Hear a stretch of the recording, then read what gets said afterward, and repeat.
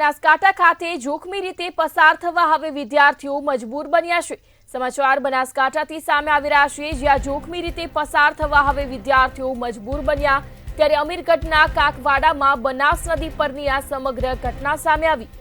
ત્યારે વિદ્યાર્થીઓ જીવના જોખમે નદી પાર કરતા હોય તેવા દ્રશ્યો સામે આવ્યા છે।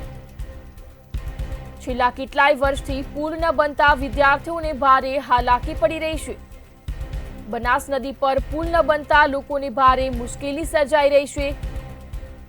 ત્યારે જીવના જોખમે બાળકો નદી પસાર કરતા હોય તેવા દ્રશ્યો પણ સામે આવ્યા। બનાસકાંઠાથી સમાચાર, જ્યાં જોખમી રીતે પસાર થવા હવે વિદ્યાર્થીઓ મજબૂર બન્યા છે। અમીરગઢના કાકવાડામાં બનાસ નદી પરની આ સમગ્ર ઘટના સામે આવી।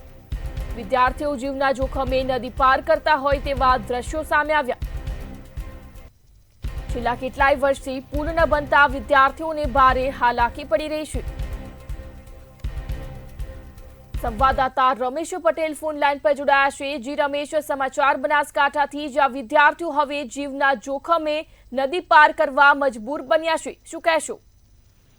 ચોક્કસથી કરીને વાત કરવામાં આવે તો બનાસકાંઠાના અમીરગઢ તાલુકો એ અંતરિયાળ વિસ્તારમાં આવેલો છે અને ત્યાંથી જે જિલ્લાની જીવાદોરી સમાન બનાસ નદી જે છે તે પસાર થઈ રહી છે। જો કે ઉપરવાસમાં વરસાદને લઈ અને આ વખતે બનાસ નદીમાં પાણીનો પ્રવાહ શરૂ થયો છે।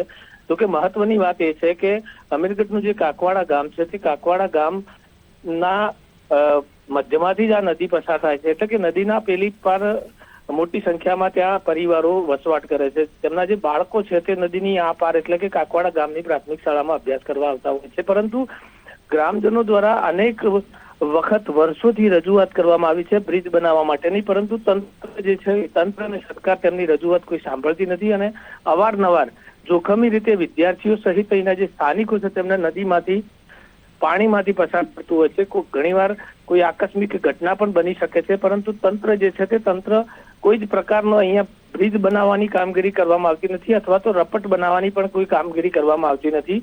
ગ્રામજનોનું કહેવું છે કે અનેક વાર અમે સરકારમાં આ બાબતે રજૂઆત પણ કરી છે, પરંતુ તંત્ર દ્વારા કોઈ જ રજૂઆત સાંભળવામાં આવતી નથી, જેને લઈને હાલમાં તો જે આજે વિદ્યાર્થીઓ છે તે વિદ્યાર્થીઓ પાણીના ચાલુ પ્રવાહમાંથી પસાર થવા મજબૂર બન્યા છે, એટલે કે જોખમી રીતે અહીંથી અત્યારે જે છે વિદ્યાર્થીઓ તે પસાર થઈ રહ્યા છે। ક્રિના જી રમેશ, સમગ્ર માહિતી બદલ આભાર।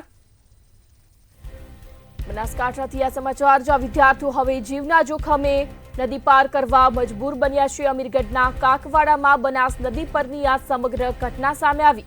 વિદ્યાર્થીઓ જીવના જોખમે નદી પાર કરતા હોય તેવા દ્રશ્યો પણ સામે આવ્યા છે। ત્યારે બનાસ નદી પર પુલ ન બનતા લોકોને ભારે હવે મુશ્કેલી સર્જાઈ રહી છે।